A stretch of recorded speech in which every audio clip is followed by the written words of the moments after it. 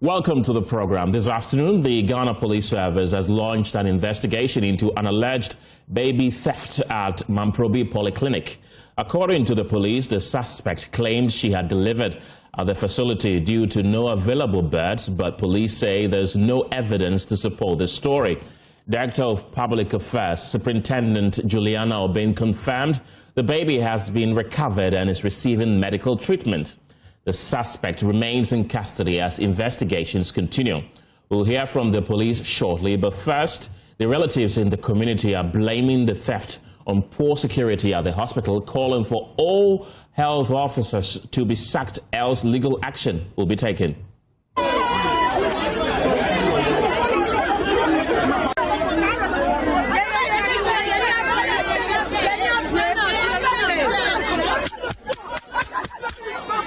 One in here and die. We haven't slept since yesterday night. I went off around 4 a.m. and we just woke up around like 4:30 in here and die. So what actually happened? The parents said like, so this thing that happened, it happened to be as well. Or the guy seen home by as next form. Just say, baby, alright, I was on the camera, a bit capture, everyone of bed in a room. What I say. So right now, what do you want? Now the baby has been found. Do you think they should let everything go, or you? No, we are taking a legal action because the mom is being traumatized, and so she's traumatized. What happened here was that, to me, I noticed that it was lack of security, and here have been a good hospital, but so far what we noticed that everything here have gotten spots, because I don't see the reason why that somebody can come and give birth here and just within a few minutes or within a few seconds someone from outside can get advantage and take the baby just like that. If you yourself, you are a woman, you will know that what went on here wasn't a good thing, and even for those people that, especially the security, the nurses, and those people who were talking behind the scene when this thing started, I feel that they are all guilty. The doctors and the nurses over here, even the securities over here, they should employ the correct. They should employ correct securities over here so that they should work. The securities should be work to maintain order and peace. So if they need peace, they have to change the security so that everything should be nice. Now the baby has been found. The mother is in good condition. What do you have to say about that? About the baby who has been found? We thank God, because a woman will go to a labor without coming out with a child. It's not a good thing. So everything we are saying is, we are pleading on behalf of the minister. He should do something over here.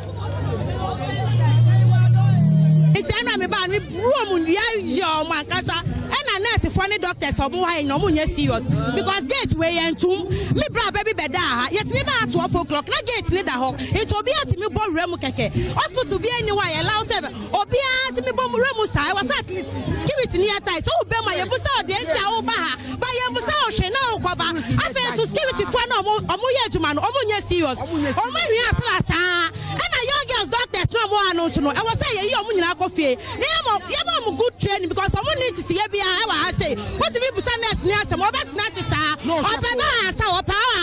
It's yourself, and I say, I have particular, yes, it's all be our if it's equal, I should be simple for so yes, it's someone in our Manuel. Your family comfort. Bamano. Aye. So those were scenes earlier at the Mamprobi Polyclinic here in Accra. Meanwhile, the Ghana Police Service says it has launched investigations into the incident to apprehend any other accomplices. Police Service, the Accra Regional Police Command, and the Divisional Command Dansoman. We welcome all of you to the Dansoman Divisional Headquarters this afternoon to give you a brief on a child stealing incident reported in Mamprobi and the subsequent arrest of a suspect by the Dansoman Divisional Command. Now, this briefing intends to provide the facts of the case, the actions taken by the police so far, and important safety measures for the public. The Dansoman Divisional Police Command of the Ghana Police Service has arrested suspect Latifa Salifu in connection with the stealing of a 4-day-old baby boy from the postnatal ward of Mamprobi Hospital here in Accra. The arrest follows swift police investigations and public cooperation after the incident was reported on Tuesday, the 17th of February 2026. On the 17th of February 2026 at about 10 a.m., one Abigail Jukini, accompanied by Henrietta Abe Blessed, reported to the police that an unidentified woman disguised as a nurse and had stolen a newborn baby from the hospital's postnatal ward. The baby's mother, Precious Ankoma, informed the police that she delivered the baby boy on the 14th of February 2026. She stated that a woman dressed in a nurse's peach-colored uniform took the baby under the pretext of administering medication and disappeared thereafter. Police immediately visited the facility, obtained statements, and immediately launched a manhunt for the suspect. This afternoon, it is refreshing to know that today at about 3:40 this morning, the police arrested a suspect, Latifa Salifu, who is 33 years of age and is a cloth seller here in Accra, at the premises of Kolebu Teaching Hospital, where she was found with a baby suspected to have been the missing child. Suspects claimed that she had delivered at the hospital and was discharged due to lack of birth. However, police investigations at the hospital revealed there was no records to support her claim. The suspect is currently in police custody, while arrangements are underway to place the baby under hospital care for safekeeping, further investigations, and medical attention. At this moment, the police would want to remind the public, particularly health facilities and families, to remain vigilant and observe the following measures. We expect that for hospitals and health facilities, we enforce strict identification protocols for staff and for visitors, ensure babies are released only after proper verification, install and monitor CCTV systems in maternity wards and other wards, including entrances. We also expect that we maintain visitors' logs and restrict access to postnatal wards. Report suspicious persons or activities immediately. Meanwhile, this morning, at the time of the incident and at the time of the arrest, the Minister for Gender and Children and Social Protection, Honorable Na Momo, and the Honorable Member for Parliament Public from the South, including the Regional Police Commander, DCOP Duty Tuaruka, have visited the Divisional Police Command and has also gone to the facility where the incident happened and has assured and provided adequate security to obstruct future occurrences. The Accra Regional Police Command commends the general public and the whistleblower for their vigilance and cooperation. Investigations are ongoing and further updates will be communicated soon. Thank you very much. If there are any questions, we'll take it from here. Thank you. So, yes. If there are any questions, please, we'll take it from here. Yes, there's a question. The baby is a 4-day-old baby boy. Now, your person is disguised as a nurse. Exactly. But there's a supposed CCTV camera showing the suspect allegedly leaving the hospital with the baby. And the close look at it doesn't show.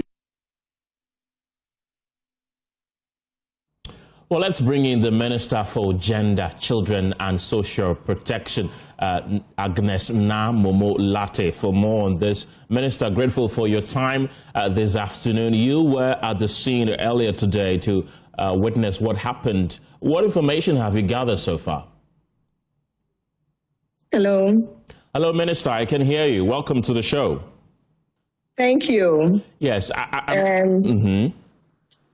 Let me thank you very much for this opportunity. And let me also take the opportunity to thank the general public, thank the police and the community for the vigilance for which today our hearts are gladdened that we found the baby boy. It was a sad one, right? Because to have your baby and then few days later, after you bonded, the baby disappears. It's a sad one, but we want to thank God for the cooperation and collaboration so far that has led to the baby being reunited with the mother.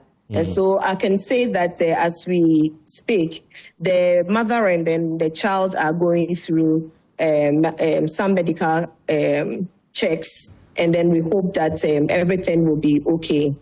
Right, and Minister, we were getting reports that the alleged baby thief had some mental problems. Have you been able to establish that?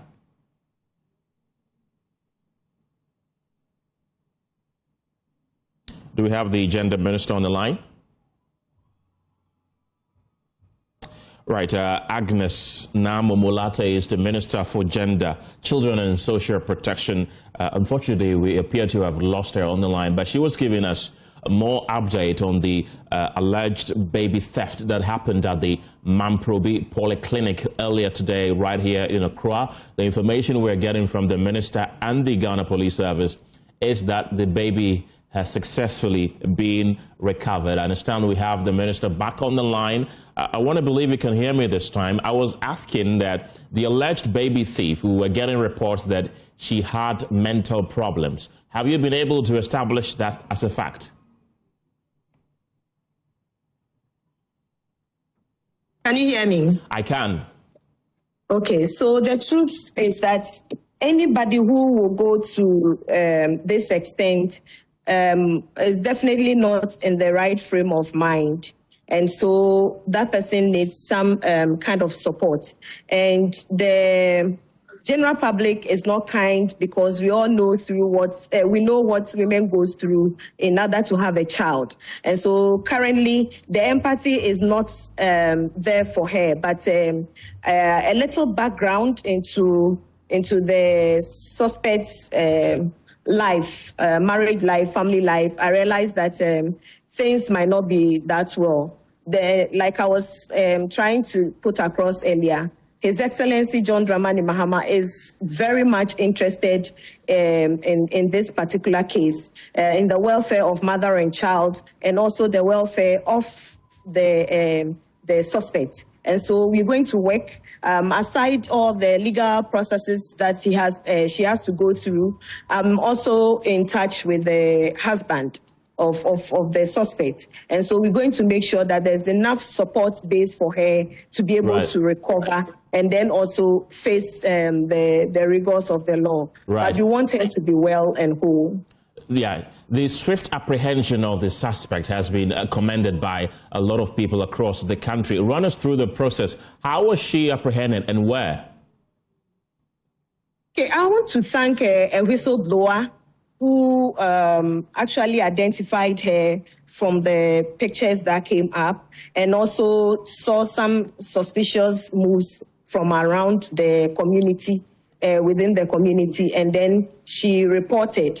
And so the whistleblower was able to, give much information that led to the arrest. I also want to thank the police that they didn't brush off the information that they got, but working with them, the ministry does a lot of work with them. The collaboration has always been effective and swift, and so that is how they were. The suspect was arrested, and the community members have also been very helpful. You would have picked from the ground that they were not too charitable in terms of their words and actions since the baby got missing. And so today we want to thank God that all of us have been able to collaborate to bring baby back to the mother. I want to thank everybody, especially the media as well, for carrying the story through and then ensuring that everybody, the public, gets carried along and updated. I want to thank all of you. We need to be more vigilant. And like I said, I'll prepare a full briefing and then update the president and then also ensure that the minister for health is right. also in the picture, fully in the picture. Of course, the structures, the health structures are there, right. and they are going to report to him. But the lessons we've learned, some of the weaknesses, we had a debriefing after the whole incident, and we've been able to pick a few issues that we think that we can collaborate to ensure that we have stronger and more secured systems in our public spaces. And I think that will go a long way to help all of us. Right. Per the CCTV footages we saw that the woman was covering the child's face. But when the child was successfully retrieved, did you notice any bodily harm, although you've made it known to us that they are currently undergoing medical treatment? Yes, the baby, the umbilical cord is yet to completely come off. And initially, we hesitated in bringing the news out until we're very certain it was actually the baby. Right. There was a birthmark that the father of the baby mentioned, and so we looked around and we saw the birthmark. There was a mark that had been made on the baby, but that was not a permanent mark. But something on the forehead, a mark on the forehead, which we were able to, erase and realize that, okay, so that was the baby. All of these things confirming the baby and all that, we realized also that the baby was running temperature. And of course, a newborn baby, 4 days and out of the hospital, had a little medical issue even before he was taken away. And so it was only proper that we quickly bring in the medical experts to ensure that they attended to the baby. Not right. just the baby, but the mother also underwent CS, cesarean session. So the mother also was complaining of feverishness, I think as a result of the stress and all that, and she's not been eating well since the baby was taken. And so we're able to get the medical team to take care of all of them. And His Excellency John Dramani Mahama is taking up the medical bills and everything that will come, including the cost of providing psychosocial support for mother and child and even the suspects. And Minister, what more do we know about this suspect, her background? What do we know about her? Without meaning to give too much information out, I just want to say that she is a woman in desperate need of a child. And so I think she saw a very convenient environment and took advantage of it. That is what I can say. That is the more reason why we want to support her. And like I said, the president of the country is interested in supporting. I've also spoken to the husband that, yes, what she did is not too commendable. It's not commendable, but it doesn't mean that we should completely reject her. We have to extend some support to her, and his understanding and cooperation will be helpful for her full recovery. Because what she's been through is also quite traumatic, whichever way you look at it. So we need to support her to recover and then see what avenues there are to bring down her desperation and support her to also achieve her aspirations. Does she have any relations with the couple she stole their baby? No, not that I know of. Not that I know of. And there are whispers that she is a health officer at that particular facility. Any truth in that? Okay, as of the time I was there, it didn't come out as she being a health officer. I don't have that information at hand. Right, and Minister, this is not the first time we are hearing of baby theft. It usually occurs in various health facilities, and it's usually women who do that. You've told us that this woman in particular is in desperate need for a child. With the other cases that have happened in other hospitals, is the reason behind the baby theft similar? It used to be more rampant than now. I think there've been more tighter security over the years, and I think it's brought the cases down. However, most women, because of the way we are oriented, every woman is expected to start producing as soon as she gets married. And after a certain age, everybody looks at you, and barrenness is seen as a curse. And so some of these things push women beyond their boundaries to do things that are unthinkable. And so the very society that pushes you to get a baby, whichever way, is the same society that will condemn you for, going for the baby. I only encourage women that whatever the situation is, there's always a way out. And talking about it with professionals will help you to come out of it, in a better way. In this particular situation, and like some of them, it is the society, the community, calling on them to produce. And in some cases, there are threats that if you don't get a child by this time, you lose your marriage. And if your husband is so good to you, you don't even want to think of losing the husband or partner. You don't want to. But the community within which you live will not let you rest. The society will not let you rest until they see or hear the cry of a baby. And these are some of the things that push women to do the things that you see them do. We are trying to do a lot of sensitization. Over the period, we've been doing that for them to know that there's help out there medically and in all ways to ensure that women, the fertility rate of women is high. But it is not every woman that goes through the situation and gets a child. And most people are not patient with the process. They are not patient at all. And so there's pressure, sometimes even from the spouses, immediate families, in-laws, and the entire community. Right. And that is so much for a woman to bear. And so these are some of the things that give rise to women being pushed to go and pick up babies. There are others who also pick up, and then it is for trafficking purposes. So they pick the babies and then they go and sell them off for which or whatever reason it is. So, apart from that, these are the situations that push women to go in and pick up children that are still children, if I can say. Right. And going forward, what advice would you give to Mamprobi Polyclinic and, in fact, all the other health facilities across the country to put in place to ensure the optimum protection of vulnerable people like that 4-year-old baby who was stolen but thankfully was found? 4 days, I beg your pardon. First of all, let me appeal to the community, the Mamprobi community and the communities around. This is one of those few incidents that you don't want it reoccurring. It is very unfortunate that this has happened. And I appeal to them. Growing up, if you are counting on hospitals or polyclinics that have very good maternal or deliveries, it is one of, Mamprobi is one of those places that you can count on. They are professionals and they deliver good or quality services. I don't want a situation, or it is not so good for us to, completely run them off or run them down because of what has happened.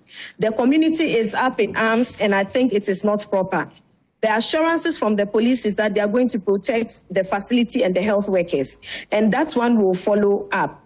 But I also want to encourage every woman going through a situation of this nature that it is not a hopeless situation. You need just to speak to the right people. There's a counseling unit with the Ministry of Gender, Children and Social Protection. There are social workers who can also support you. There are people all over who can, help you go through this process successfully. So I will encourage them that they shouldn't do the unthinkable. The health facilities need more secure systems.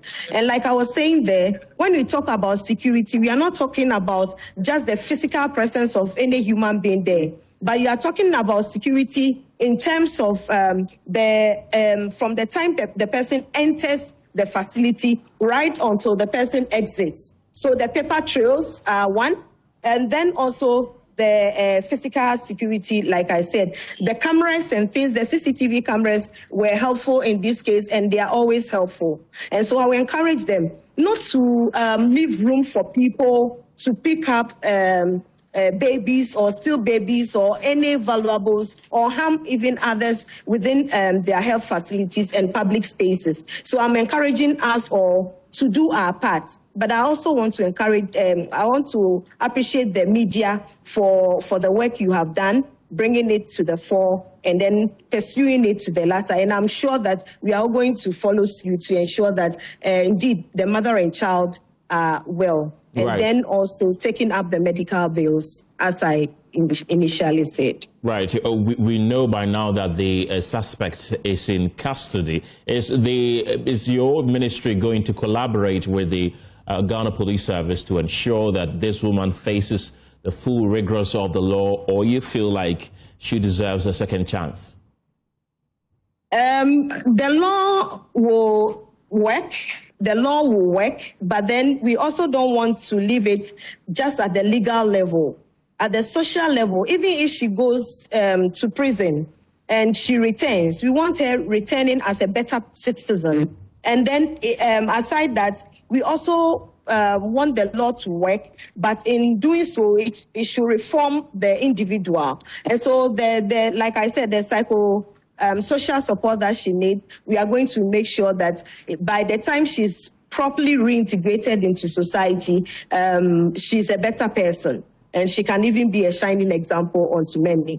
That is what I would say. She will face the law, but we also want to make sure that her issues are not brushed off, but there are issues that can be attended to, and then she will be a better person. Right. We are asking the family not to neglect her because of what has happened, not to reject her, but to embrace her and offer her the needed support. The issue about CCTV has come to the fore because it was through the CCTV that led to her swift apprehension. But it's not all health facilities across the country or even in the capital that have CCTV installed in their facilities. Is the ministry going to do something to collaborate or assist with these health facilities, especially the children wards, to ensure that there's an adequate installation of CCTV equipment for instances like this? So, like I said, one of the first things is to look at the lessons from what has happened and then pick on those issues with the Minister for Health. And then I've also told you we'll have a full briefing to the President. His Excellency is aware and updated up to this point. We'll give a full briefing and then we'll pick up the issues. Yes, if the CCTV had not been available, it would have been quite difficult. Yes, the whistleblower would have come in, right. But I think identifying the image of the person made her suspicion, gave some authenticity to her suspicion, and then she came out boldly to report. And so we will work with all the facts on the ground and then make sure that the lessons are not something we will just put on our shelves, but we will pick them up and work with them. The social workers, like in this case, I have also tasked the social worker there to make sure that her eyes are all over and not just sitting maybe behind her desk, because it is one of the things they need to do, to also go around and monitor and ensure that things are properly, done. Right.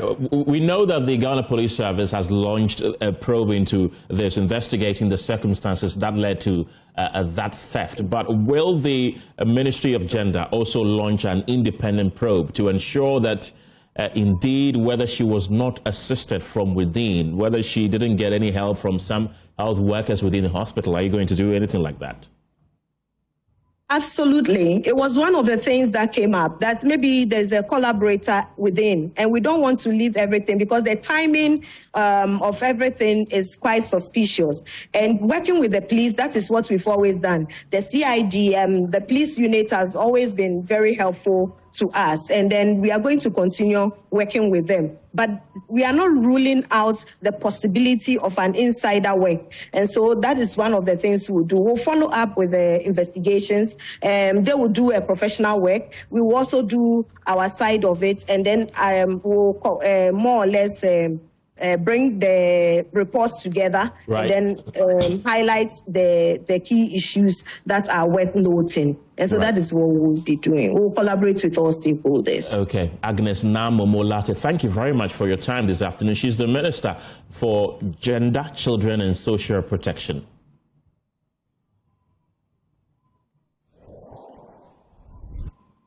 You're still watching the Pulse here on the Joy News channel. And let's seek some security perspective on this. And Dr. Victor Doke is a security analyst. He's joining us on Zoom right now. Doc, the Ghana Police Service has already launched investigation into this particular matter. But from a security point of view, do you think that the security at the Mamprobi Polyclinic should have been beefed up, and that could be the reason why the woman was able to sneak through and out without being detected?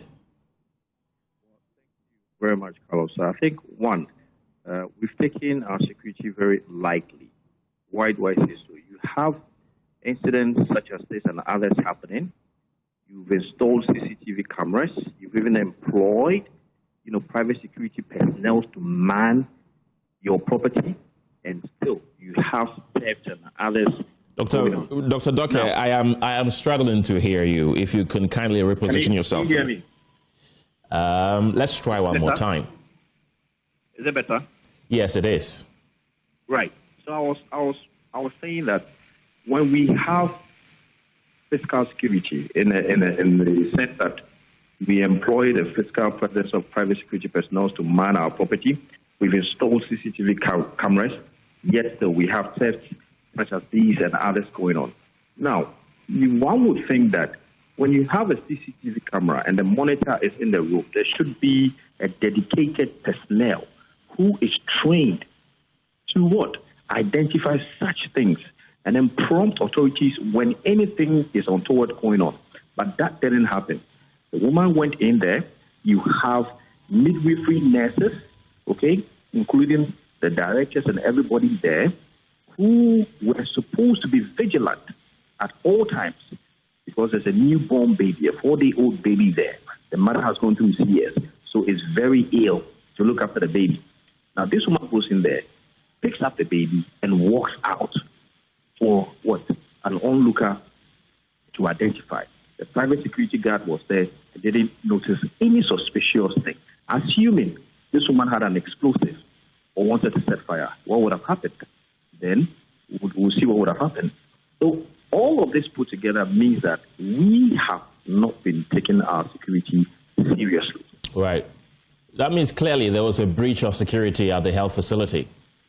100% breach of security, right from the outer perimeter, where the physical security guard was supposed to monitor. Of course, you can't ask anybody questions, but you know faces who come in and out, in some specific times. And then suspicions about people carrying certain items underneath their bodies and all of that. Down to the inner perimeter where the baby was kept. And then the room where the CCTV monitor was being transmitted.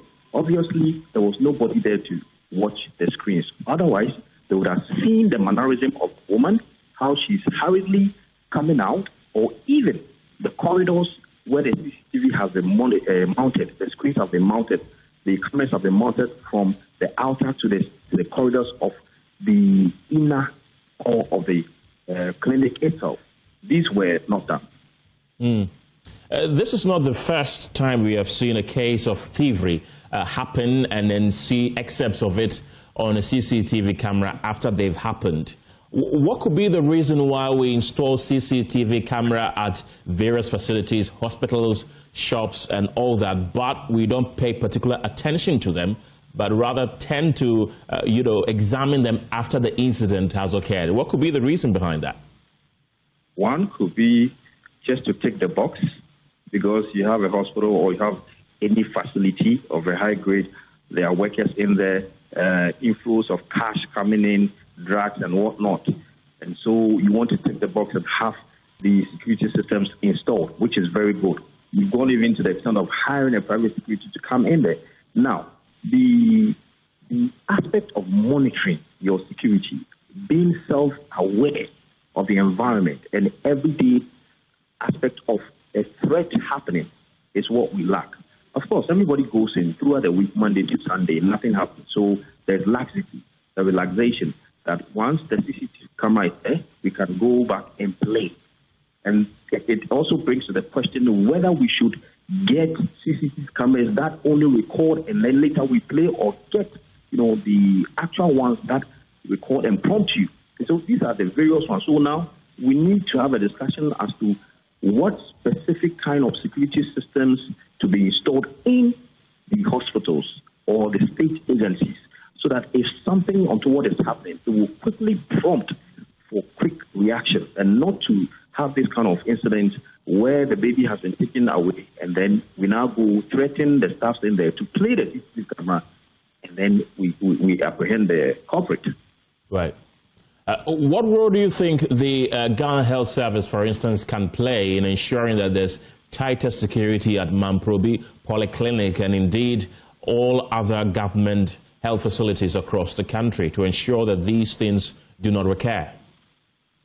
I think there was a time when the authorities were very strict on allowing people, visitors, into the core where the patients are. So if you are not a core member of the family or the patient, you are not allowed to there. So right when the person is admitted, how many are allowed or will be allowed? I think that should be, the process we start from. The names can be provided. So when you come, you present your ID card and you're allowed to see the person. Now, all of these things will have to be reenacted. Strict security measures will have to be enforced. Okay? Of course, the investigations will go on, and then we know actually what happened, and then how to, implement the recommendations and whatnot. So physical security is good. We need to upgrade our, security systems, the technological aspect, digital aspect of security. If it is outmoded, we need to, bring in the more recent ones that can help. But by and large, I think justice should be served quickly. We need, whatever the committee will form or whatever, they should come up with recommendations in a matter of 72 hours to deal with this, and that will serve as a deterrent to, other people who would want to foment this kind of crime. Right. There was a clear case of a breach of security, which you have mentioned. What do you think should happen to the security personnel there? I think, I heard a minister talking about giving psychosocial support to even the suspect. So if you are giving the suspect who knows crime is crime a psychosocial support, then you might as well give the security person a psychosocial support also. Because then he can give an excuse as to whether he went somewhere or went to eat or was not present or something. But somebody who knows that crime is crime would receive some level of support. Then this gentleman should also receive a level of support. What can happen afterwards is the company where he works for may just replace him, and that's all. So when the replacement is done, it means the new person would have to be taken through a very thorough orientation. This sometimes is not also done. As a security person manning a gate or a facility, you have, intervals to be doing patrols, walking around the facility, even, asking questions to the superiors or officers in that vicinity where you have been deployed to, man. You ask questions, is everything okay? And all of those things. So there has to be a comprehensive, training for all these security persons. And this also is in line with how the Ministry of Interior will come in now, issue directives to all private security companies to be more, vigilant with regards to the training modules they give to their personnel who we employ. Speaking of the Interior Ministry, there are also others who are raising concerns that in sensitive areas like a health facility, a public one for that matter, it should be the duty of the Ghana Police Service to be the ones manning those places, so that at least if a patient enters there and you see the police and you're tempted to do any wrong, some fear could be instilled in you and you might as well stop what you intend to do. Do you think these private security should be replaced with Ghana Police? No, I don't think so. Well, already we are grappling with the ratio of police to citizens.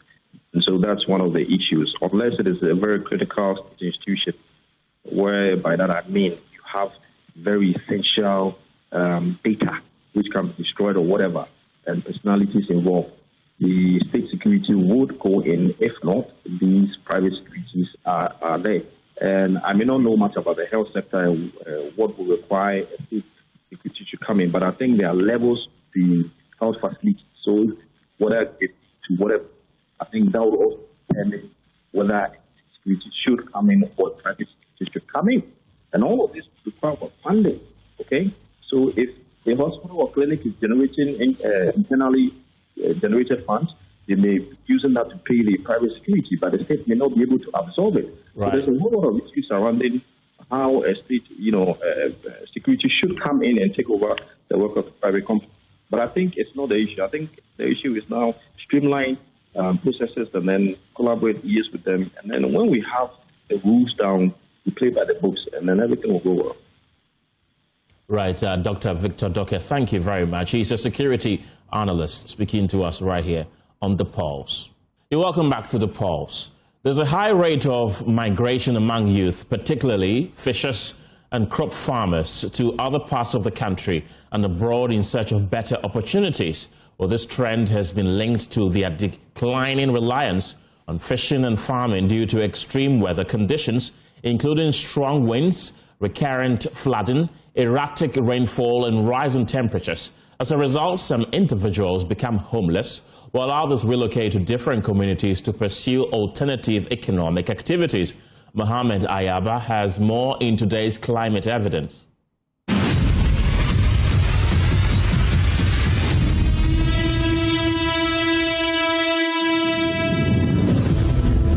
According to a survey conducted by Ghana National Canoe Marine, Shama Apo in 2016 had canoe frame survey of 948 fishermen with 195 canoes, and the latest survey in 2022 had recorded 546 fishermen with only 94 canoes. The research indicates that within 6 years, Shama Apo has recorded a drop of over 400 fishermen. Nana Enubaso, the chief fisherman in Shama Apo, explains some impact of the climate change effects on their fishing. The waves have driven the fishes away, therefore forcing the fishermen to migrate to other places. This situation has occurred at many fishing communities. When the winds are aggressive, we are not able to fish. We have to wait until it calms down before we can move. If you are not careful, your machine might get destroyed by the waves.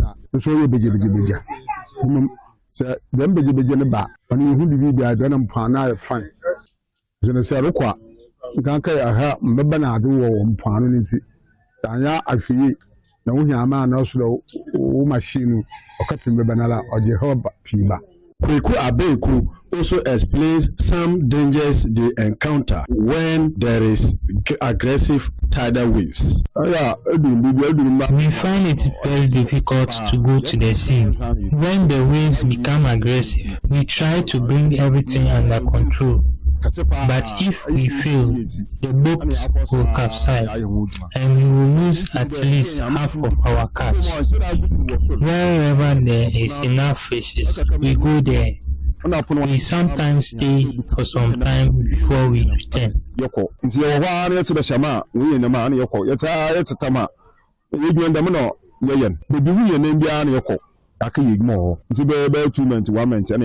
The chief called on government to support them on their fishing jobs. We will be glad if the government could support us with at least 10 to 50 million.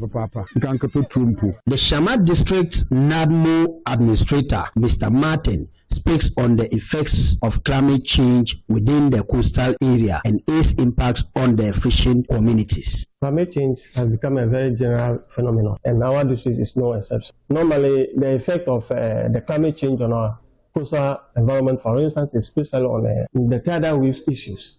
So very often, the catch has been very low along the coast, and then what that has already resulted in migration of some of the fiscal folks to other areas. Some people go to Ivory Coast, they travel to other countries when the catch is very, very low in our district here.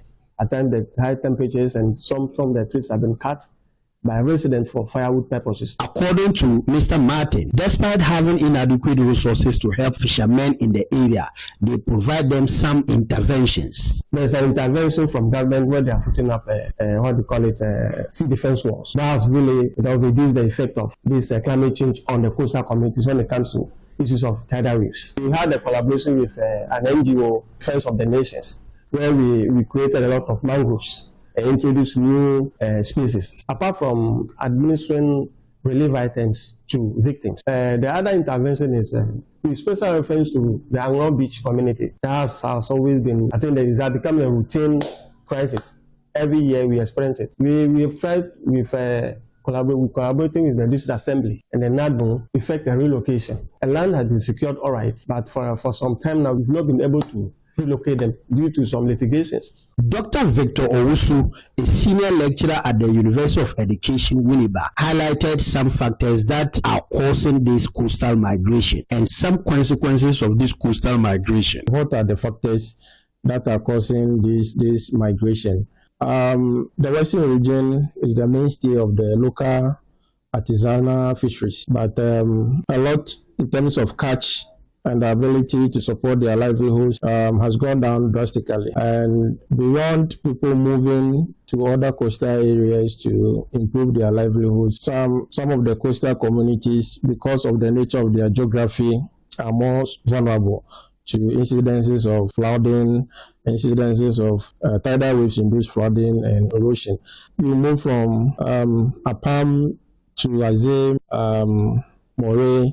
Some of the fisher folk have moved to do or join the illegal small-scale mining activities. Concerted efforts must be done to increase environmental rehabilitation, investing in the agri sector and strengthening education, as well as creating awareness on climate change impact on fishing. This will help to attain the National Adaptation Plan on building resilient economies and societies towards achieving Sustainable Development Goal 8, which is decent work and economic growth, and Sustainable Development Goal 13, which is climate action. Mohammed Kayaba. This is a Joy News CDKM University of Ghana C3SS project with funding from Claire R4I Opportunities. This story is brought to you by Joy News in partnership with CDKN Ghana, University of Ghana Center for Climate Change and Sustainability Studies with funding from Claire R4I Opportunities Fund. Let's talk education this afternoon because scores of teachers are picketing at the Ghana Education Service headquarters, accusing the government of failing to fulfill its obligations in issuing staff IDs, a delay they say has left many without salaries for over 14 months. It has really been difficult. I'm a family man. I have 3 children, school fees, water bill, rent. I bought 3 cars to the school that I work. It has really been hard for me. Ghanaians, we are not saying that Ghana should dash us in money. All we are asking for is that the work that we have done for 12 to 14 months, what is due us? We are just asking for it. That is all. And we know that people have been recruited in December and they've gotten 2025 and they've gotten their staff IDs and have even received salaries. So with even arrears, meanwhile we have worked for 12 to 14 months and still have not received our staff IDs. Who is teaching your children back in school? For now, I don't know, because I don't care unless they release my staff ID to me, because I cannot teach without salary. I cannot teach without hunger. Psychologically, emotionally, physically, financially, I'm not stable. So how can I go to class and teach? So what we want now is our staff ID and our salaries. That is what we want. This will not be the first time you'll be picketing here. No, this is not the first time. And this is not going to be the last time. If they refuse to release our staff IDs to us, this is not going to be the last time. You'll be coming here. So you'll be picketing all throughout, neglecting your children back in school? Who cares? It's by God. I don't know how I even survived up till now. Working with that salary up to this time. I don't know how you people are surviving, but me, I'm not surviving. It is hard for me. Please, they should come out and give us time. Maybe by the end of February, we are releasing your staff. need? They should just release the staff ID for us. Why should we be working for 14 months from Adenta to Tema every day? Why? Why? So the General Secretary, Mr. Thomas Musa, he asked me to come and see them and talk to them. We've given them the assurance as leaders of NAT, we are going to take the matter up, and whatever is due them must be given to them. That is exactly what we are going to do. But why has there been a delay, given that the teachers tell us 14 months without pay? Yes. Why are you this thing, I think, started about a year ago. Yeah, it's exactly yes, and then I remember very well they were asked to submit some particulars to their regions. They did that, and a lot have been paid, I'm aware. But I think we still have some few of them who have still not been paid yet. Let's go into the telephone lines right now and speak to the Public Relations Officer of the Ministry of Education, Hashmin. Grateful for your time this afternoon, Mr. Hashmin. Has this matter been brought to the attention of the Education Ministry? Well, the issue has been brought to our attention. And preliminary, what I can only say is that somewhere last year, the Ghana Education Service announced to all newly recruited teachers to come to their office for a validation process. The validation process was to authenticate the appointment letters of those newly recruited teachers. And all teachers across the country who were affected by the staff ID visited the GES offices across the country, and they were taken through the process to validate their staff ID. Those who were not having staff ID were issued with staff ID and ushered into the payroll system of the Ministry of Education or the Ghana Education Service. Unfortunately, the teachers who picket this morning, by my understanding, it is that a lot of them may be victims of a fraudulent recruitment process that took place between 2023 and 2024. And those who had genuine appointment letters, they were issued with staff ID card, and they have even started receiving their salaries. And how did they engage in a fraudulent registration, as you put it? Well, that is an issue that is under investigation. It is an issue that this new management of the Ghana Education Service have come to meet. And because the governance is a continuum process, they put in measures to be able to authenticate the appointment letters. So in that process, they were able to authenticate teachers who had genuine appointment letters initiated by the Ghana Education Service, and they ushered them into the payroll system of the ministry. And they have even started, all of them have even started receiving their salary. So if you have any teacher who has not yet had his staff ID card a year after this process went through, then I think that person may be a victim of a recruitment scam. You say you're still investigating that matter, but who could possibly have issued that letter to them? Someone from within the Education Ministry or Ghana Education Service? You have any idea? Well, this issue is before the special prosecutor, and I don't want to truncate the investigation process. But what I do know, on the part of the Ghana Education Service, they took the teachers through a process to authenticate their appointment letters. And those with genuine appointment letters, they were in thousands. They have all been issued with staff ID cards throughout the country, and they have started receiving their salary.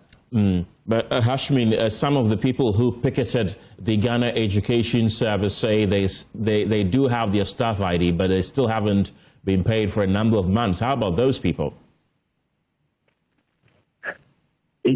I will be very surprised if any teacher has a staff ID card and then has not yet been paid. I will be very surprised about that. But if that issue do exist, that is something maybe the Ghana Education Service will be open to investigation to ascertain why they haven't been paid. But what I do know is that the newly recruited teachers who went through the process, a lot of them have been paid, and you can even find out from them throughout the country. Announcements went through that they should visit the district and regional offices of the GES to authenticate their appointment letters. And those who came with the genuine appointment letters have since been paid. They are now in the payroll of the ministry, and they are receiving their salaries. So that means these individuals who picketed the Ghana Education Service, per what you're telling me, are not teachers. If you don't have genuine appointment letter, you are not a teacher. Are they aware of this? If you don't have genuine. Hello? Are they aware of this? We have since communicated. They have leadership. And the leadership that met with the Ghana Education Service last year, the Ghana Education Service and the ministry have been engaging them. We engaged their leadership represented them, and throughout the processes, they had a common platform in which they were communicating the processes to them for them to visit the various district and regional GES offices to facilitate the processes. And Hashmin, you say that this issue is under investigation with the Office of the Special Prosecutor and also the Ghana Education Service. That's granted, but they still insist that they've not been paid for 14 months. Is there anything that the Ministry of Education will do to mitigate their plight while this investigation still goes on? Perhaps you might temper justice with mercy and try to pay them some months of the arrears they are owed? When it comes to the recruitment of teachers, yes, the Ghana Education Service recruits the teachers, but the Ghana Education Service do not deploy financial resources or is not responsible for the payment. The Ghana Education Service or the ministry will act based on the clearance that will be issued to them by the Ministry of Finance. And the Ministry of Finance issue clearance based on their abilities, based on the number of people they will be able to pay. So if after the validation process, the Ghana Education Service have been able to authenticate the number of people, and then they have sent it to the controller or the Ministry of Finance. The Ministry of Finance will act based on the data they have. So if unfortunately this group of people had maybe fake or appointment letters and they were not, and their appointment letters were not authenticated, it will be very, very difficult for the ministry to act. Maybe perhaps they have to go through the process again. The next time, maybe the ministry announces the window for recruitment of teachers. You say that these individuals were given fraudulent appointment letters as far back as 2023. What then is the ministry and the Ghana Education Service doing to clamp down on these fraudulent activities that happen within the sector? It is the reason the ministry reported, the ministry in collaboration with the Ghana Education Service reported the incident to the special prosecutor, and the special prosecutor has been on that beat. Right. Hashmin Mohammed, thank you very much. He's the public relations officer at the Ministry of Education.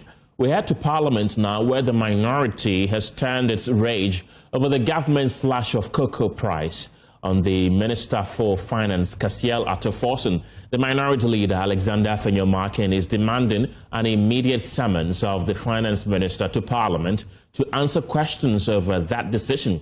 Well, the cocoa price cut has sparked intense public debate over the last few days, compelling staff of the Cocoa Board to also cut their salaries by up to 20%. We'll bring you details of that shortly, but first, listen to Minority Leader Alexander Afenyo-Markin from the floor of Parliament on Tuesday, threatening to employ every legal means to summon Atoforsen after describing the cocoa price cut as illegal and something that must be reversed. This is a House of Parliament,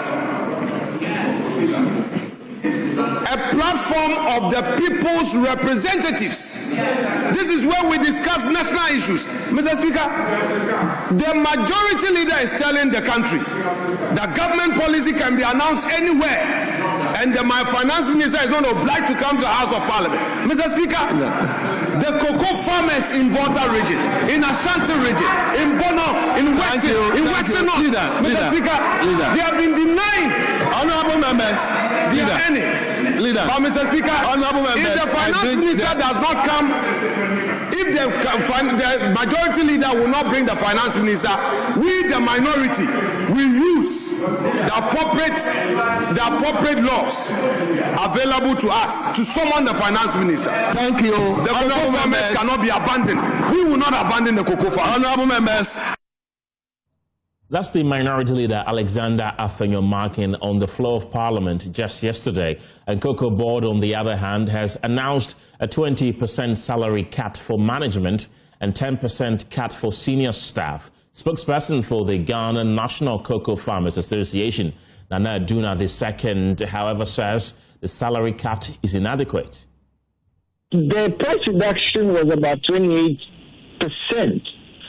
or a bit more. And I would expect that Cocoa Board would actually take the lead and do even more. After all, again, we farmers actually provide whether emoluments for their salaries, procurement, etc. So I was expecting that they would do a minimum of 30%, and it really should be across board in terms of tax allowances. It should also impact on board, etc. So it should be across board. I think that the current level is a bit cosmetic, and they can actually do way more. You know, this is a show of commitment plus a realistic look at cost reduction. And of course, the team here at Joy News has been looking around the numbers, and my colleague James Aveji has more details. What we've been finding out is that the Cocoa Board currently has a staff strength of a little over 10,000 persons working with Cocoa Board, including both the senior staff and the junior staff put together. And these are all information.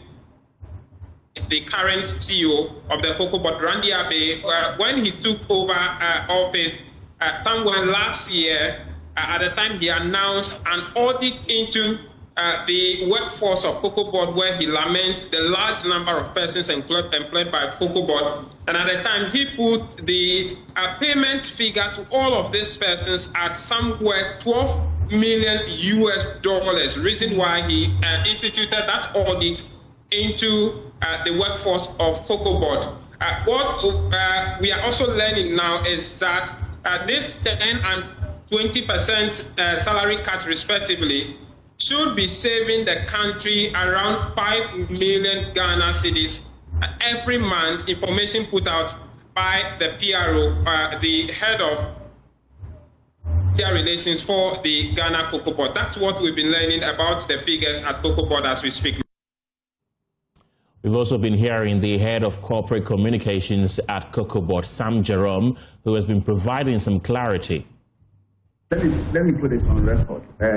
I have not factually put out any amount.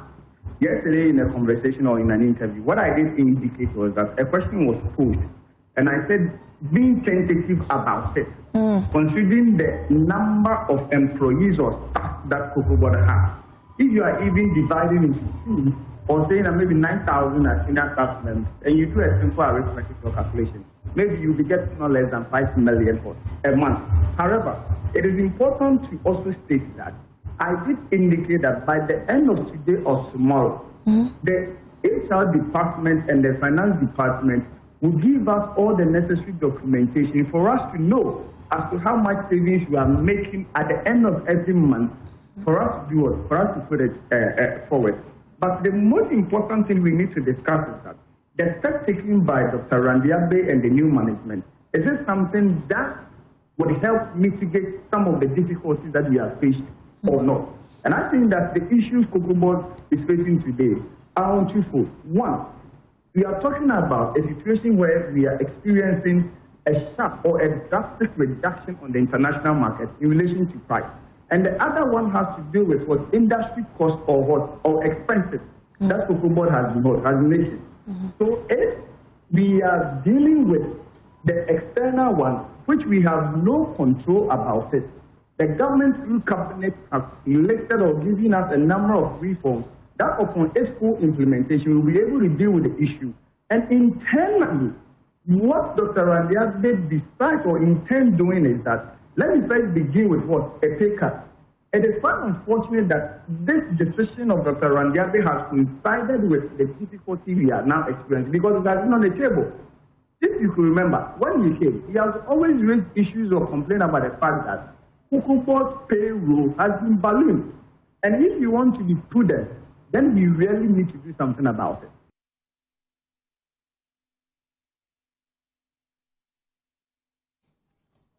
In other stories this evening, the Chief Justice Paul Bafo-Boni has ruled that there is no prima facie evidence to justify further investigation into petitions calling for the removal of the Electoral Commissioner, her deputies, and the Special Prosecutor. This was confirmed by the Minister of Government Communications in a statement issued a while ago. And let's bring you excerpts of that particular statement. It says, following the receipt of 7 petitions from various individuals and groups for the removal of the chairperson of the Electoral Commission and her deputies, and 3 petitions for the removal of the Special Prosecutor, President Mahama, in accordance with Article 146 of the 1992 Constitution, Section 15 of the Office of the Special Prosecutor Act 2017, Act 595, referred same to the Chief Justice Paul Bafo-Boni on the 25th of November 2025 to determine whether the petitions disclose a prima facie case. By a letter dated the 26th of January 2026, the Chief Justice informed the President that no prima facie case has been established by the petitions to warrant any further investigations for the removal of the Electoral Commissioner, Deputy Commissioners, and the Special Prosecutor.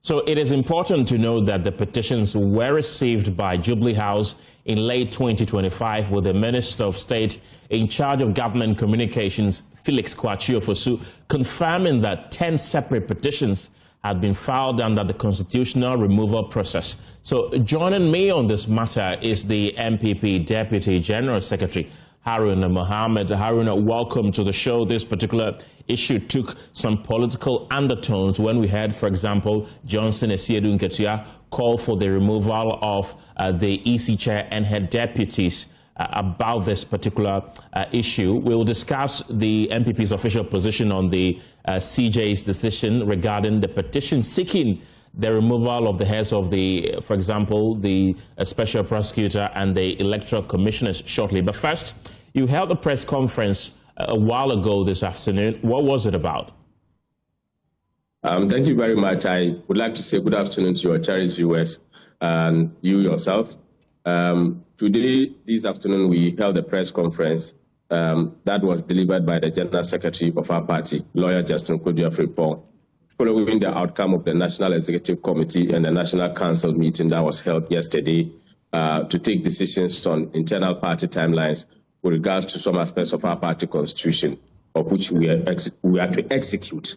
So we have put out the timelines for the internal elections running from the polling station to the electoral area, to the constituency, to the external branches, also to the region and to the national. And that is the press conference that was done by the General Secretary of our party.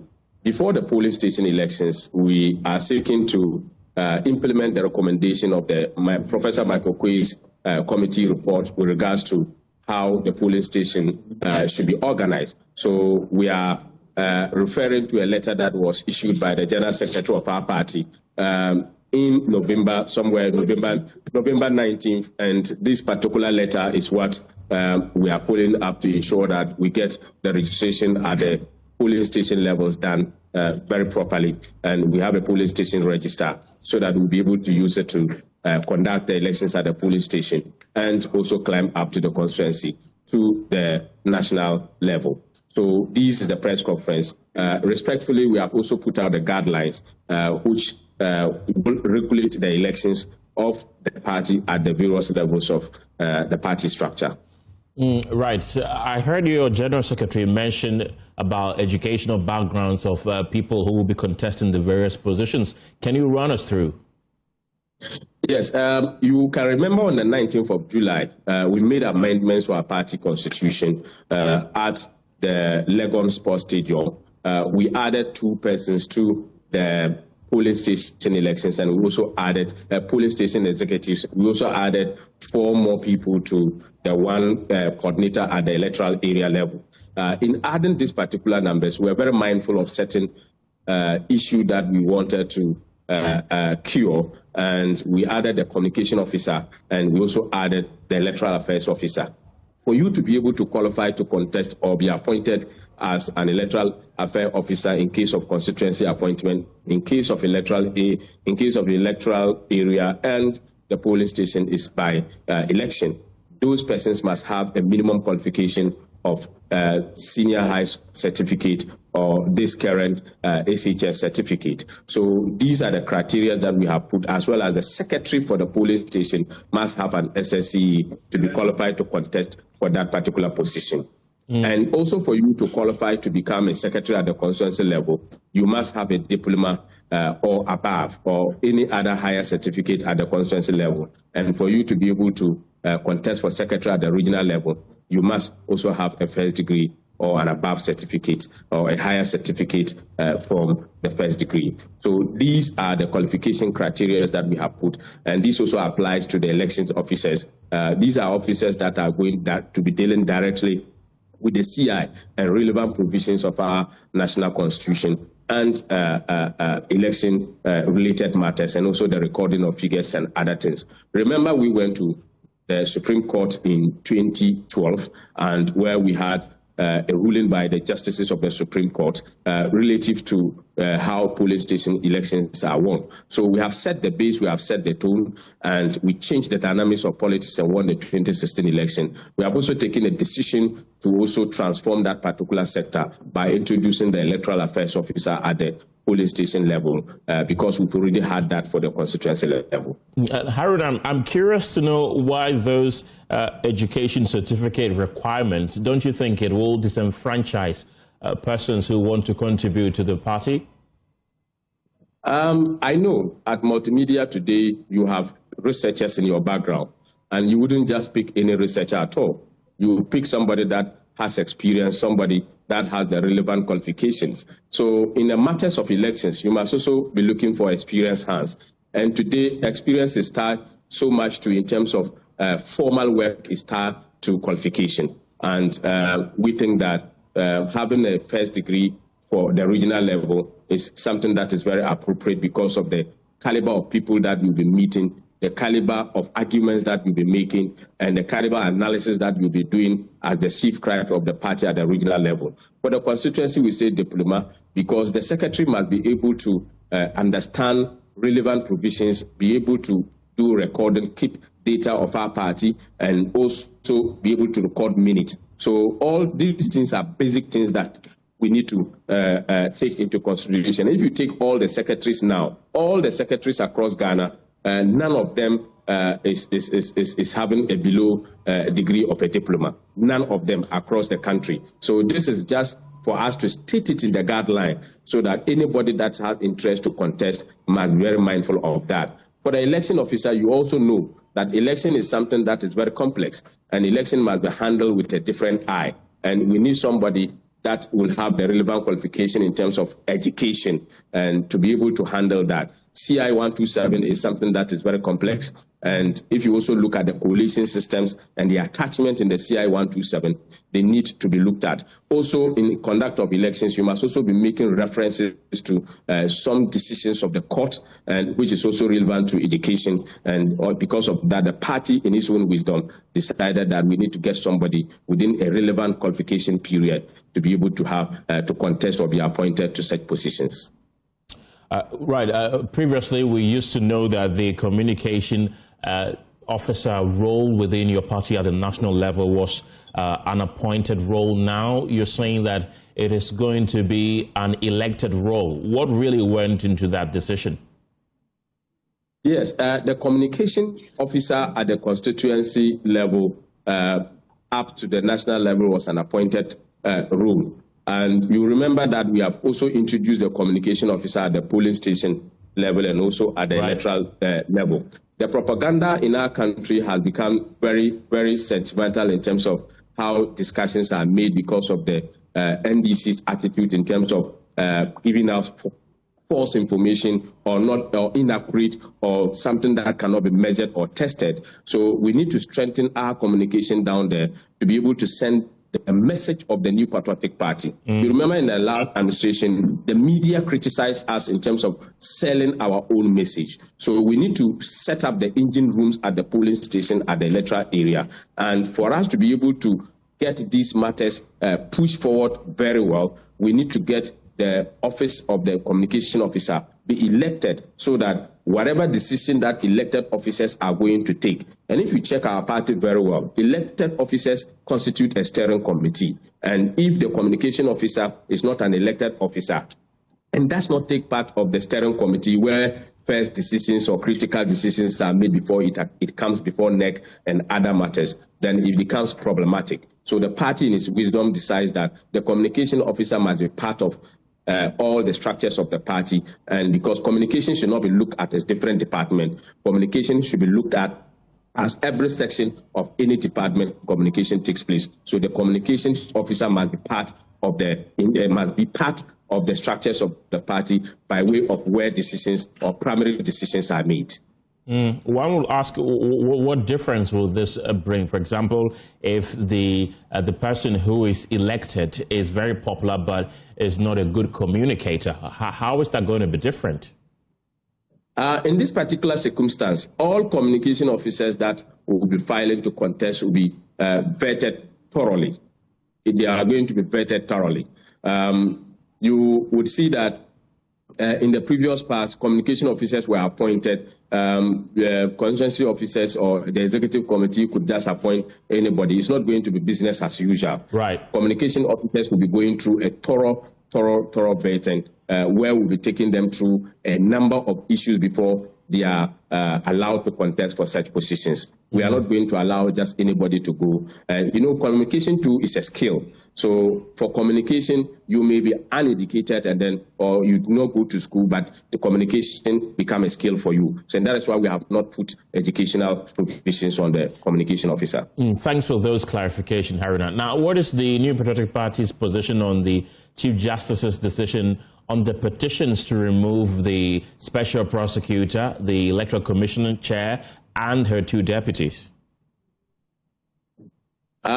Yes, on this particular, I'm not surprised, but I know that the party will hit back at the government very soon. But I'm not surprised that this particular development is coming. Remember, the government has received backlash with their conduct for removing the Chief Justice. So they are trying as much as possible to minimize their attacks, because they have created a lot of problems in the justice system. And they know that people are them, the international community are them. They know that the petitions that were used were frivolous, and they proceeded to do what they did. In Parliament, our members of Parliament protested. We wrote a very detailed report of why we reject the appointment of the Chief Justice. And this particular document, people thought that we had just written a love letter to the people of Ghana. The NDC have studied it very carefully, and they are afraid that they don't want to create more problems for themselves, and they want to limit their problems. And that is why the Chief Justice perhaps has said that he has not seen prima facie against them, and that is why they are dismissing the petitions. But this, in the heart of the NDP, they actually want these people to be dismissed. I was about to ask you about that, because the General Secretary of the party, Fifi Kwete, mentioned that. We also had the National Chairman of the party, Johnson Esiedunkeji, actually mentioned that the Electoral Commissioner and her 2 deputies must go. Do you think this could create some confusion between the party and the government?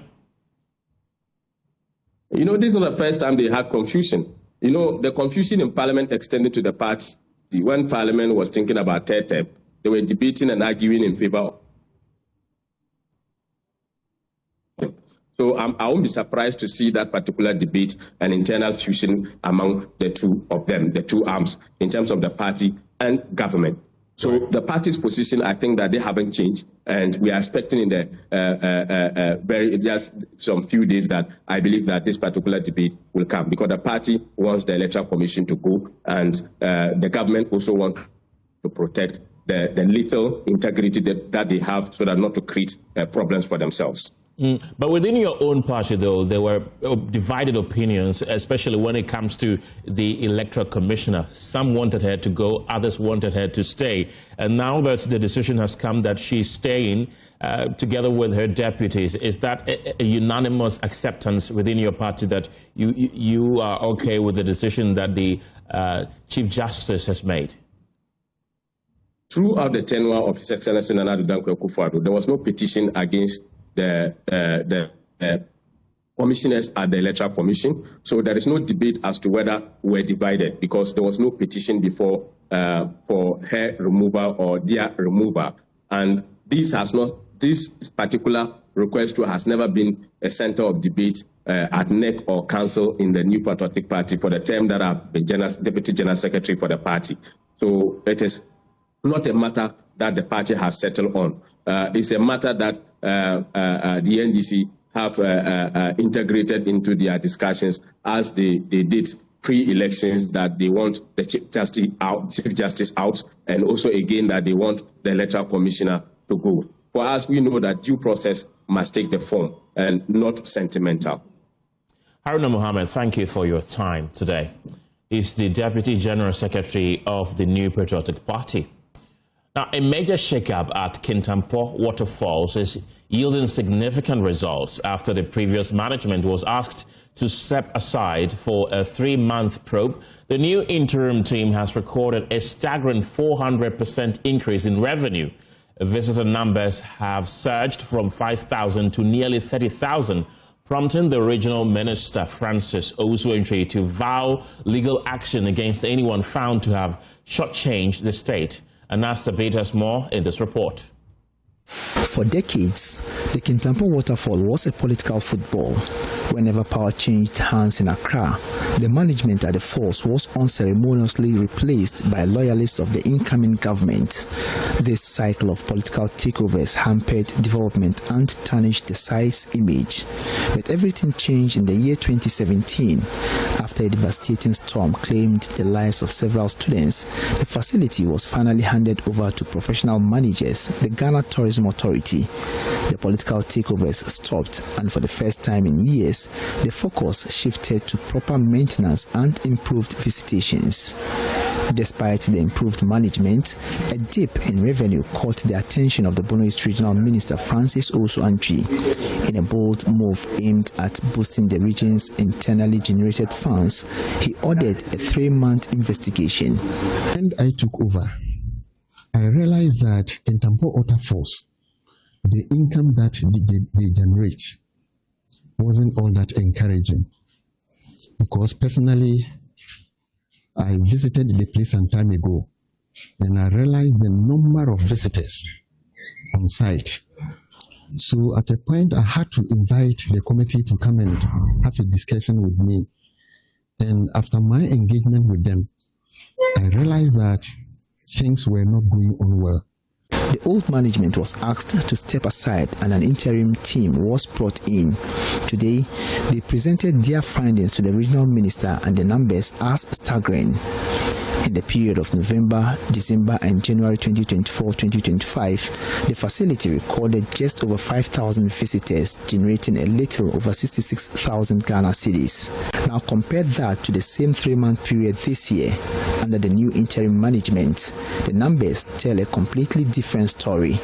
Over 29,000 visitations and revenue of 345,000 Ghana cedis. That is a staggering increase of over 400%. And I realized that previously they were able to mobilize 68,000 plus for a period of 3 months. When the ad hoc committee took over, the same period, 3 months, they mobilized 430 plus thousand Ghana cedis, and the percentage growth is 417.80% growth.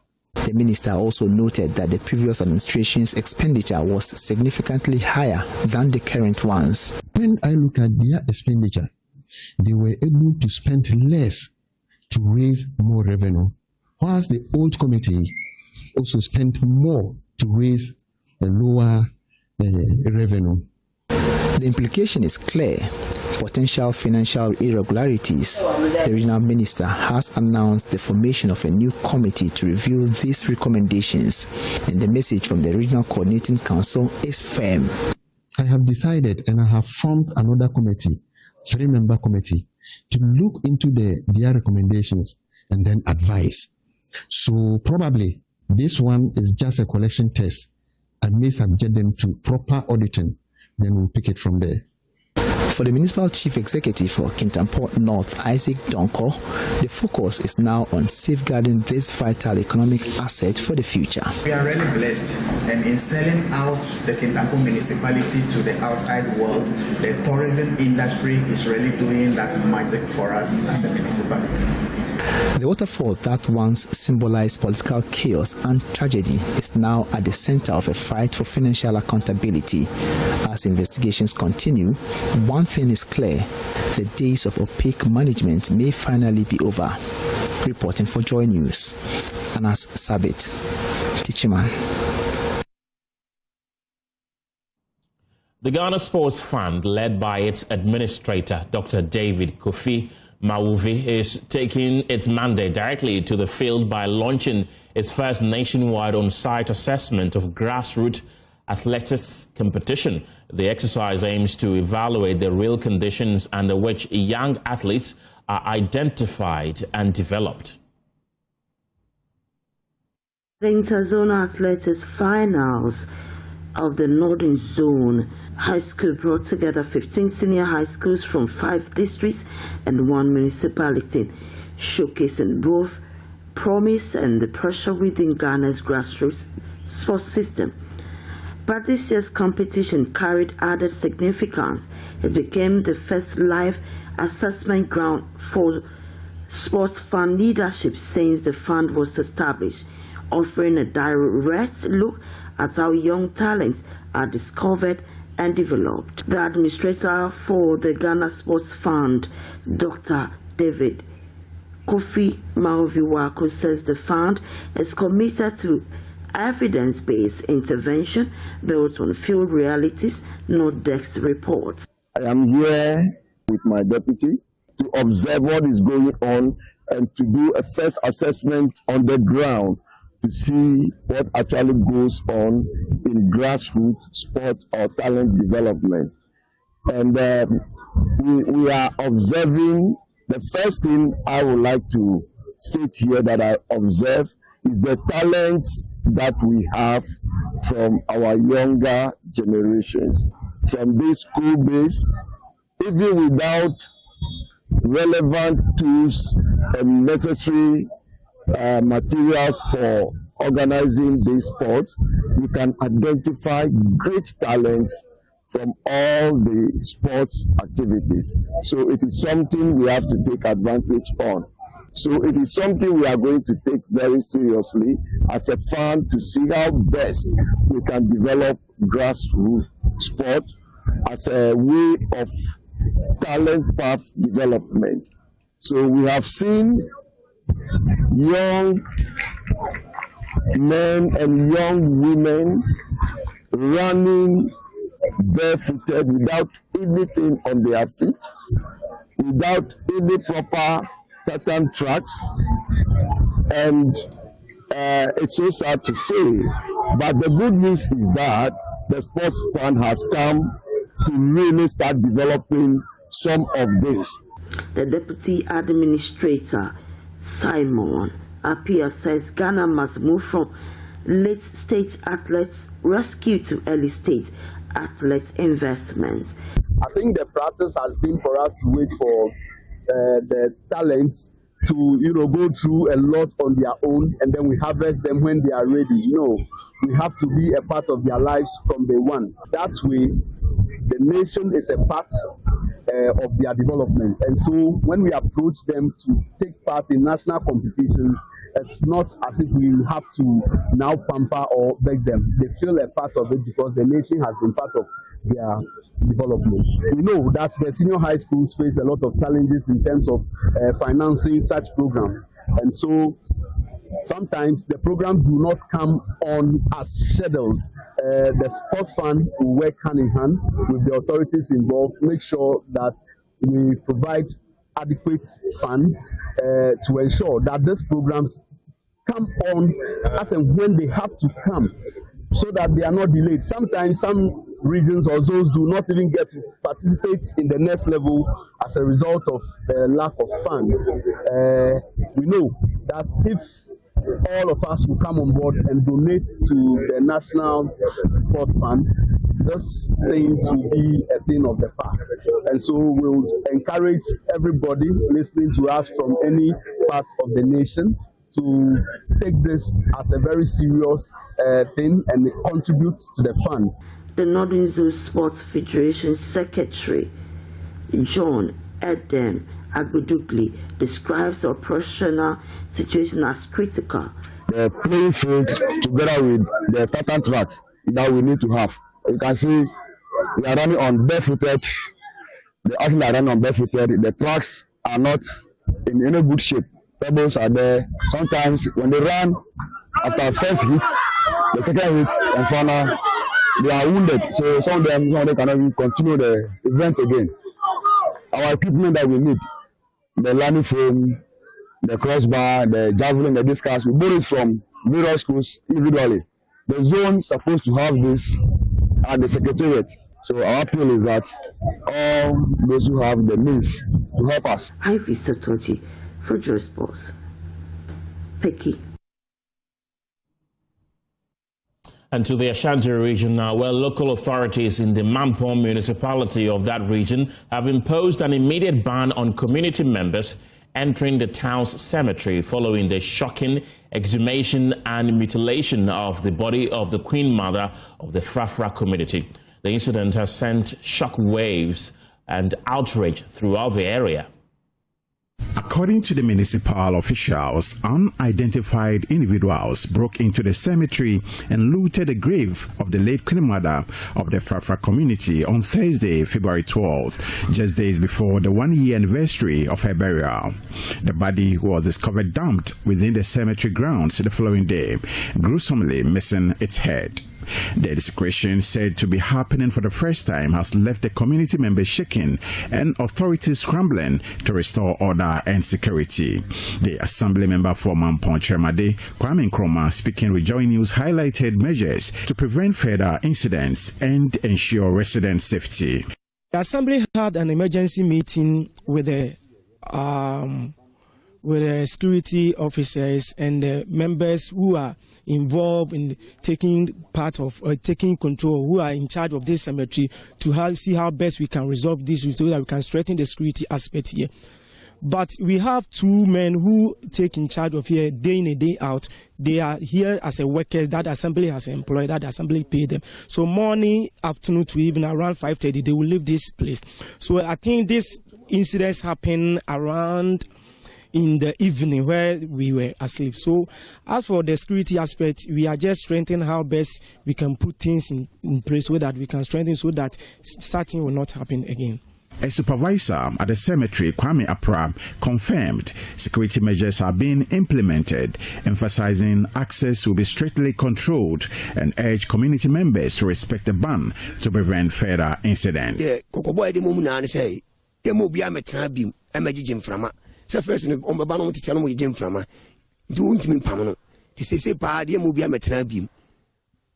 We will not allow any unauthorized person to enter the cemetery.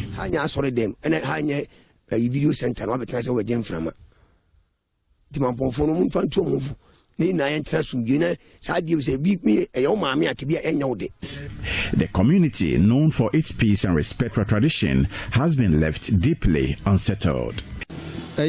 anwanwasem maye if say kurum ha sampani nsem we dia ebi nsi da. This came as a surprise to us.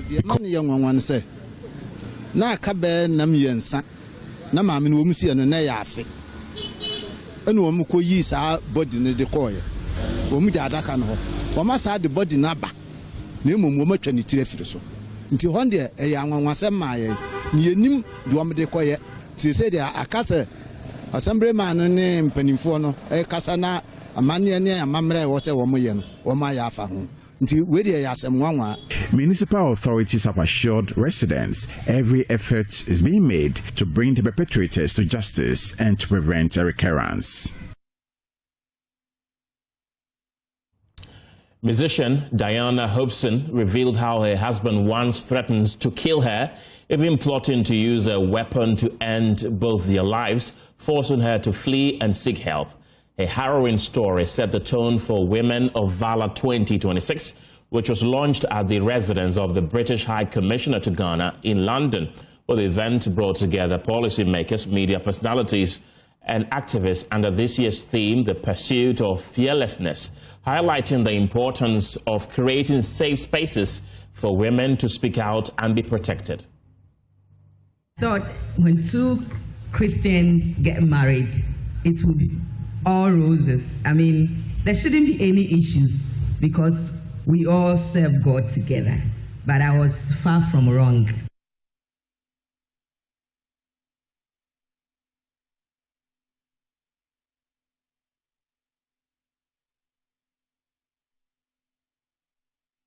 I don't touch the phone. Even driving, I can't learn. I mean, I'm with him all the time. Outside, everybody knew she had made a big hit. Everybody knows the name. Diana killed me, you know. But at home, when we go out, when I will talk, I'll have to make sure, even at home, when I will talk, I have to make sure there's a big distance.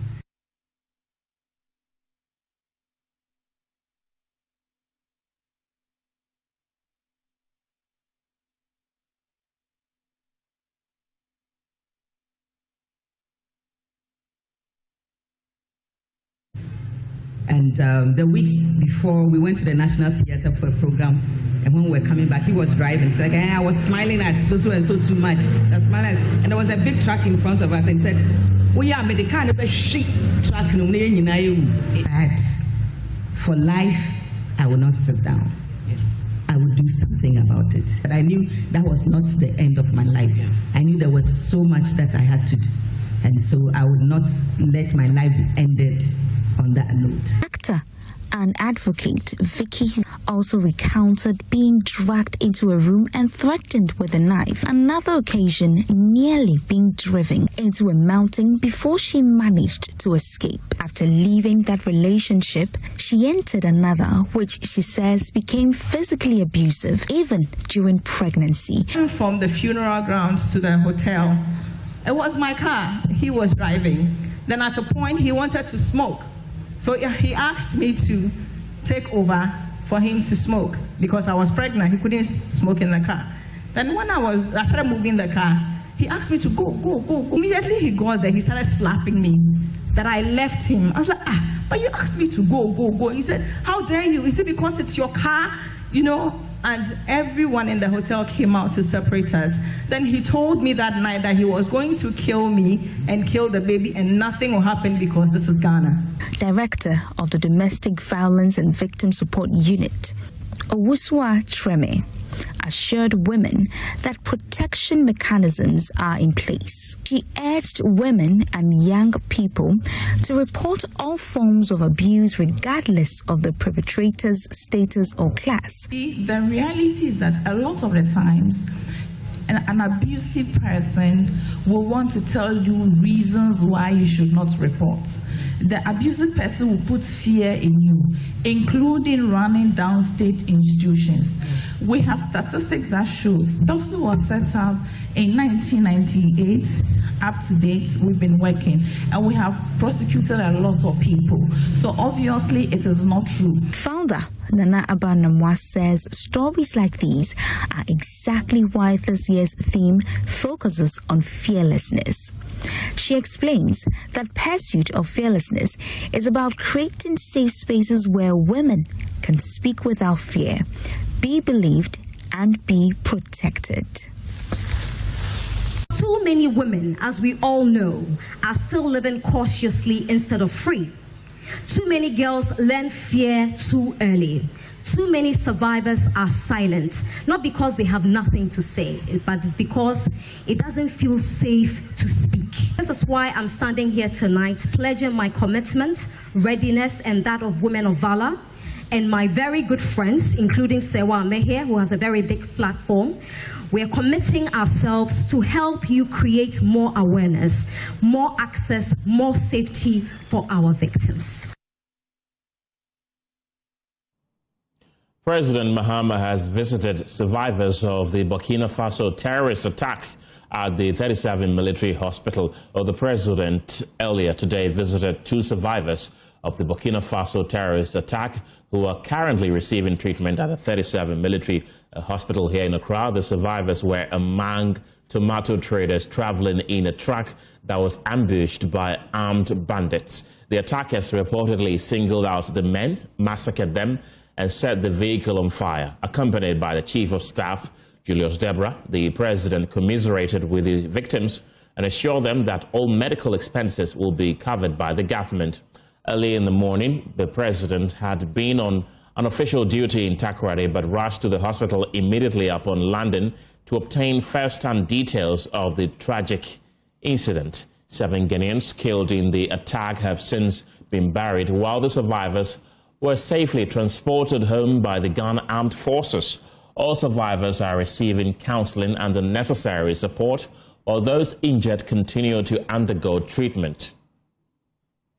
And meanwhile, the Ghana Armed Forces has confirmed in a statement that it has successfully evacuated all Ghanaian traders injured in that attack. And here are excerpts from that particular statement.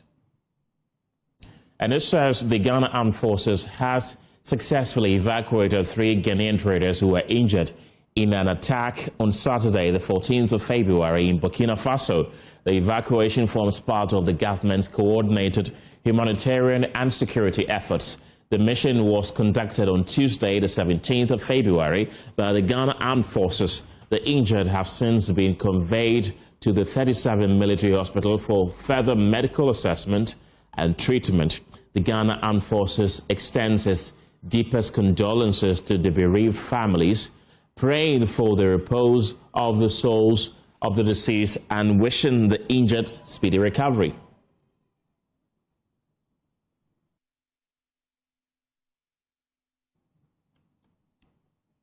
Let's get talking and speak to Veronica Ajo-Ahin. She's the Acting Director General of Public Relations at the Ghana Armed Forces. Veronica, good to have you on our show. When was this evacuation mission completed, and how many traders were successfully evacuated in total? Thank you so much for the question, and good afternoon to your viewers and listeners. So the evacuation was carried out on Tuesday and successfully brought the 3 traders to Ghana that same day. And even though 3 people were brought, 1 was okay, so only 2 are currently on admission at the 37 military hospital.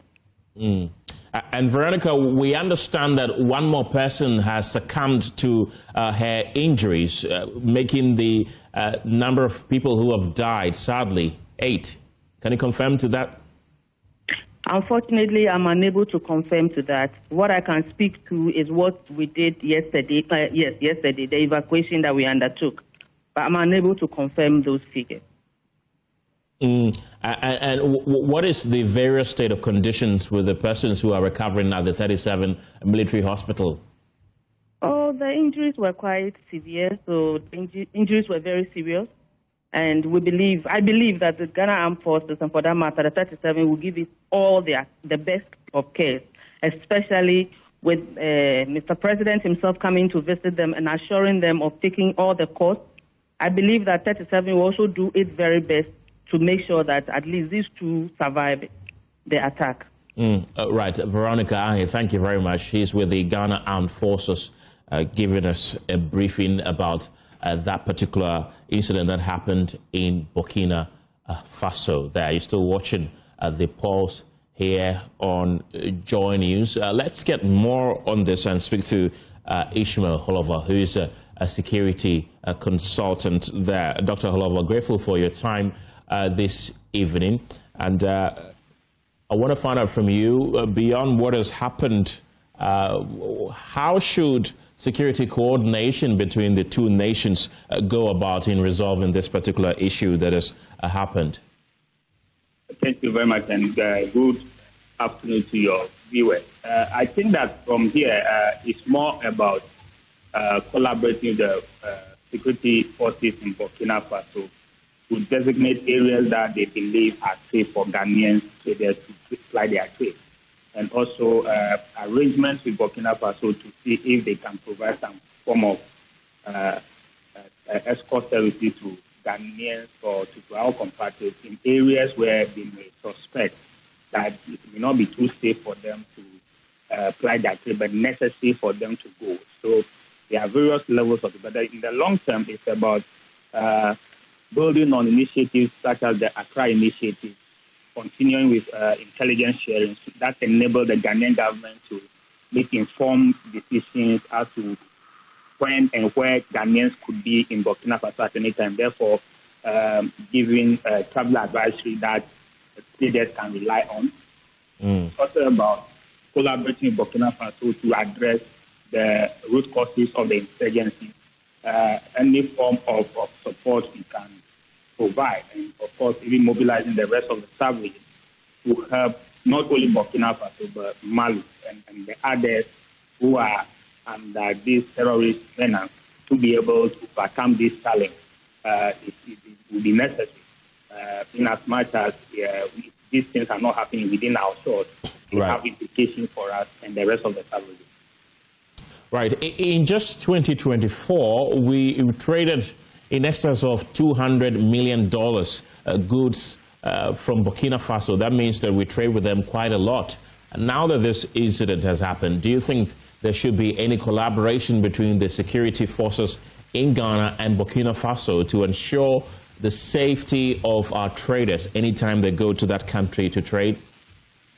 Yes, it's necessary that a form of mechanism is found where our security forces and those in Burkina Faso can collaboratively protect our traders when they are there, because the level of integration and nature of trade between these countries means that regardless of what we do, even in the short term, we have to rely on some supplies from Burkina Faso, and they also have to rely on us. And these traders rely on this cross-border for their livelihood. So if, assuming we are tomorrow, and there's a lot of tomatoes flying and so forth, there are other issues of trade that traders have to go and get for us to use. And also, if they go there and sell some of these items that we are producing in Ghana. So there's necessary that the mechanism is found where Ghanaian and Burkina-based security forces can collaboratively protect the traders where they think that they can go safely and fly their trade. And on a diplomatic level, what do you think the governments of Burkina Faso and Ghana should do? I think that diplomatically, the nature of the relation between the two countries have been very, very cordial. That's why you see the swift evacuation of those who have been injured and the kind of things you are seeing. You see the involvement of the embassy in Ouagadougou and so forth. That should tell you the level of coordination in terms of foreign policy. And I think that one of the areas that we should now begin to emphasize more is the nature of cross-border security. How do you ensure that terrorists and other that are taking advantage of porous within the establishment? How do you collaborate to deal with this one? So in foreign policy, I think that very collaborative. President Mahama has visited the survivors earlier today. What do you make of his interest in this particular issue? I think that, yes, as the president of Ghana, with your citizens being attacked, it is one of the duties that is going to the people and those who are involved to visit them. But beyond that, he maybe want to demonstrate that he's personally taking some interest in how issues in our neighboring country are unfolding, and he may as well use his office to get to his counterpart and then have some common arrangement that will help these traders in the future. So yes, this is very symbolic and very important to the people who have been affected. It also shows some level of leadership that this movement, your leader, the president, man of the land, can spare some time and visit. So it also communicates that perhaps he's taking it very seriously and will want to see how he personally could influence the processes in addressing some of the issues. We know how volatile the West African sub-region has become, and Burkina Faso and other military-led countries have opted out of ECOWAS. But what do you think the regional bloc should do in terms of security? Now, so the point is that you are living in a region that is highly contagious. That means that any disturbance in any of them have implications for all of us. So in as much as they have left ECOWAS, you still have to find an arrangement that, at least in terms of security, you can work collaboratively with them. Because if you don't do so and these countries fall to terror, it will not be a good sign for West Africa. It will not be nice for the rest of us. So they may be outside ECOWAS, they may have formed their own alliance of Sahel, but then you must develop a framework through which you continue to share intelligence, to continue to conduct even joint operations between maybe ECOWAS forces and Sahel forces, and you continue to assist them whatever way you can, so that at least in the area of dealing with the terrorist insurgency, they are more capable of dealing with it. Of course, it can also be argued that once you assist them and they are able to contain the terrorist insurgency, it legitimizes their rule. But then you have to trade one thing for another. If you insist that they are not civilian leaders, they are outside the course, you not assist them. If they fall to the terrorists, the terrorists then are at your doorstep. Already they are at our doorstep. And the best bet we got is to try and assist these Sahelian states who are part and parcel geographically of West Africa. Because the geographical zone, you cannot separate yourself from them.